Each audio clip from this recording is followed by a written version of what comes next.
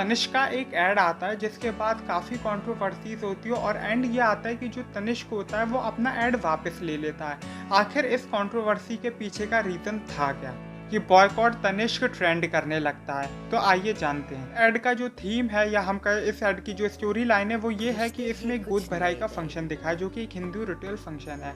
इस ऐड में जो कैरेक्टर दिखाए हैं उसमें एक प्रेग्नेंट लेडी दिखाई है जो कि एक हिंदू बहू है जो कि प्रेग्नेंट है, और उसकी सास और जो पूरा ससुराल दिखा है वो एक मुस्लिम पक्ष दिखा है। मतलब एक हिंदू बहू है जिसका जो पूरा ससुराल है वो एक मुस्लिम से है। और इस ऐड में ये दिखा है कि वो सब गोद भराई का रिचुअल सेलिब्रेट करते हैं। मुस्लिम होने के बावजूद भी वो सारे हिंदू रिचुअल्स को सेलिब्रेट करते हैं। Point of view. और इसी के बाद सोशल मीडिया पे बॉयकॉट तनिष्क ट्रेंड करने लगता है। नेटिजन सोशल मीडिया पे ये भी बोलते हैं कि जो तनिष्क है वो लव जिहाद को प्रमोट कर रहा है, और जिसके बाद बॉयकॉट तनिष्क जैसे कि ट्रेंड करने लगता है और तनिष्क जो कंपनी होती है वो अपने ऐड को वापस ले लेती है। आप क्रोनोलॉजी को समझिएगा। अब आप चाहे इसे हार्ड लक समझे या कंपनी का बैड लक, क्योंकि उसी वक्त दिल्ली के अंदर राहुल राजपूत की डेथ हो जाती है। अब मैं राहुल राजपूत केस की बात करता हूँ। दिल्ली के अंदर राहुल राजपूत एक 18 साल का लड़का है जिसकी गर्लफ्रेंड होती है एक मुस्लिम गर्ल। केस की शुरुआत यहाँ से होती है कि जो मुस्लिम लड़की होती है वो अपने बॉयफ्रेंड से बात कर रही है राहुल राजपूत के साथ, और उसका जो कोई कज़न होता है मामा का लड़का वो सुन लेता है उनकी बातें। वो उससे राहुल के बारे में पूछता है और वो कहते हैं कि मुझे ट्यूशन्स के बारे में कुछ बात करनी थी तो तुम उसे बुलाओ। जब वो पूरी तरह सेटिस्फाइड हो जाती है कि उसके कजिन्स कुछ भी नहीं करेंगे तब वो उसे बुलाती है और वो आता भी है। तो राहुल राजपूत जैसे ही आता है उधर ही उसका जो कज़िन होता है वो और कजिन्स को, आस पड़ोसी के लड़कों को और उसी के साथ साथ 3-4 और गुंडों को बुला लाता है, और उधर ही जैसे ही वो आता है उसे असल्ट करना स्टार्ट कर देते हैं, मतलब पीटना स्टार्ट कर देते हैं। सीसीटीवी फुटेज में भी ये दिखा है कि जो गर्लफ्रेंड होती है वो बचाने की कोशिश करती है कि उसकी हेल्थ है वो अच्छी नहीं है, उसे मत मारो। उसके बाद उसकी गर्लफ्रेंड वो नियरेस्ट पुलिस स्टेशन की तरफ दौड़ती है कि उधर लड़ाई हो रही है, पीटा जा रहा है।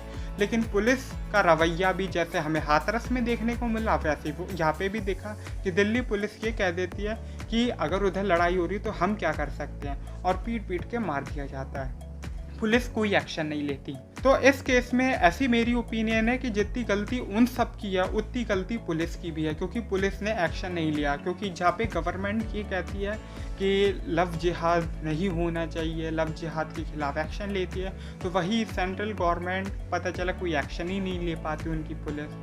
मैं इसलिए बोल रहा हूँ क्योंकि दिल्ली पुलिस दिल्ली गवर्नमेंट के अंडर नहीं सेंट्रल गवर्नमेंट के अंडर काम करती है। अब बैक टू कंट्रोवर्सी बात करते हैं। तो नेटिजन्स जो है ऐसी कई सारी स्टोरीज जो कि पास में हुई है जिसमें एक मुस्लिम बॉय होता है और हिंदू गर्ल होती है, ऐसी स्टोरीज शेयर करने लगते हैं कि कैसे दिनों रात रेप किया जाता था, या फिर कैसे उसे असल्ट किया जाता था, या फिर कैसे पीटा जाता था, हैरेस किया जाता था, या फिर कई दिनों तक बांध के रखा, या फिर कई दिनों तक कैद में रखा। ऐसे ऐसे डिफरेंट केस रिप्लाई में देने लगे। इसमें कुछ यूट्यूब चैनल से जो कि हेट इस लेवल पे फैलाने लगे कि वो खुलेआम ये बोलने लगे कि कुछ कंपनीज होती है जो सिर्फ और सिर्फ लव जिहाद को ही प्रमोट करती है, जो ये बताती हैं कि सिर्फ और सिर्फ मुस्लिम हस्बैंड से कोई अच्छा हो ही नहीं सकता किसी और कम्युनिटी का। यूट्यूब ने हालांकि कई ऐसे वीडियोस को एज रेस्ट्रिक्टेड भी किया और कुछ को ब्लॉक भी किया है। तो वही कुछ नेटिजन्स होते हैं जो तनिष्क के सपोर्ट में भी उतरते हैं। अच्छा, सपोर्ट में उतरने से पहले मैं एक और आपको बता दूं कि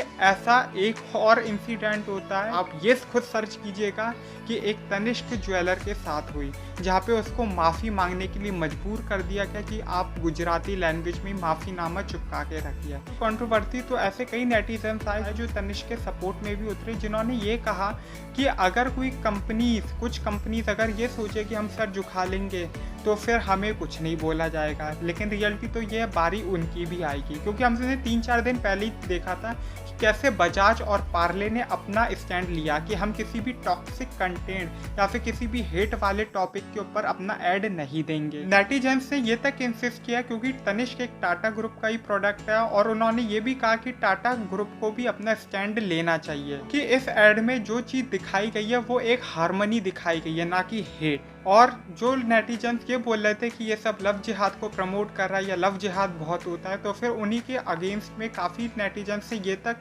प्रूफ दिखाया या फिर ऐसे एग्जाम्पल शो किया कि जहाँ पे एक हिंदू हस्बैंड होता है और एक फीमेल वाइफ जो कि दूसरी कम्युनिटी से आती है। और ऐसे लोग भी इन टॉपिक्स पे बोले। अब जैसे कि कैरोलिना गोस्वामी ने ही बताया कि वो एक कैथोलिक, एक क्रिश्चियंस है, लेकिन उनका जो हस्बैंड है वो एक हिंदू इंडियन है, लेकिन उसके बावजूद भी वो सारे के सारे रिलीजन और रिचुअल्स में बिलीव करते हैं। गाइस, ऐसा मेरा ओपिनियन है, मानना मैं किसी के साथ नहीं खड़ा हूँ कि तनिष्क ने अच्छा किया कि बुरा किया, मैं कुछ नहीं बोला, लेकिन मेरा ऐसा मानना है, ओपिनियन, कि देखिए अगर आप कोई केस देखोगे कि हाँ भाई कि सिर्फ इसी कम्युनिटी का हस्बैंड होता है या इस कम्युनिटी की वाइफ होती है, ऐसी कॉम्बिनेशन बनती है, तो हर तरीके का केस आपको हर कम्युनिटी में हर जगह मिल जाएगा, और आपको अच्छा केस भी मिलेगा और बुरा केस भी मिलेगा। लेकिन मेरा मानना ऐसा है कि किसी भी प्रकार के किसी टॉपिक से रिलेटेड अपने ऊपर नफरत, हेट को हावी ना होने दे, क्योंकि हिस्ट्री में भी अगर अकबर की रानी जोधाबाई थी तो बाजीराव की भी मस्तानी थी।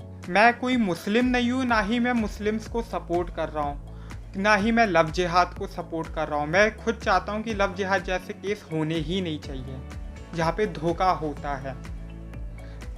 लेकिन अगर हम हार्मनी की बात कर रहे हैं तो हमें हेट को प्रमोट नहीं करना चाहिए, ना हमें उसे हेट की नज़र से देखना चाहिए, ऐसा मेरा ओपिनियन है। लॉकडाउन में क्योंकि सीरियल नहीं बन रहे थे, मूवीज़ नहीं आ रही थी और सारी चीज़ें बंद थी, और सिर्फ सबसे ज़्यादा लोगों ने जो देखा वो टीवी, न्यूज़ और मीडिया ही देखा, और मीडिया ने सिर्फ और सिर्फ टीआरपी और पैसे को देखा, और इसके लिए उन्होंने सारी हद भी पार कर दी। सिर्फ और सिर्फ अपनी टीआरपी के लिए कुछ गिने चुने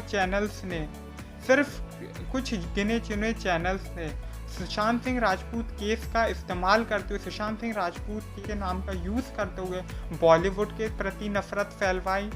तो वही लॉकडाउन में तबलीगी जमात के नाम पे मुस्लिम्स के खिलाफ इस्लामोफोबिया फैलवाया, और कौन सा चैनल नंबर 1 चला गया। हालांकि ये बात अलग है कि उसका घोटाला और स्कैम भी सबके सामने आ गया, और सिर्फ टीआरपी के लिए। ये सुसाइड नहीं, ये मर्डर है। सुप्रीम कोर्ट, सीबीआई और एम्स जैसे इंस्टीट्यूट, रेपुटेड इंस्टीट्यूट या हाईएस्ट इंस्टीट्यूट को तो भी डिफेम करना स्टार्ट कर दिया। मैं नहीं चाहूँगा कि आपकी प्रॉब्लम इतनी ज़्यादा ख़राब हो या फिर आपकी कोई सीवियर कंडीशन हो और आप एम्स जाओ, क्योंकि एम्स से बेस्ट तो मेरे ख्याल से इंडिया में एट प्रेजेंट में तो कोई नहीं है, और एम्स कल को ये बोलते कि सॉरी हम आपको एडमिट नहीं कर सकते, अगर वो एम्स भी आपको आप ही की भाषा में जवाब देने हैं। तो गाइस, मैं एंड में यही कहूँगा कि किसी भी तरीके का हेट और नफरत अपने ऊपर हावी ना होने दी।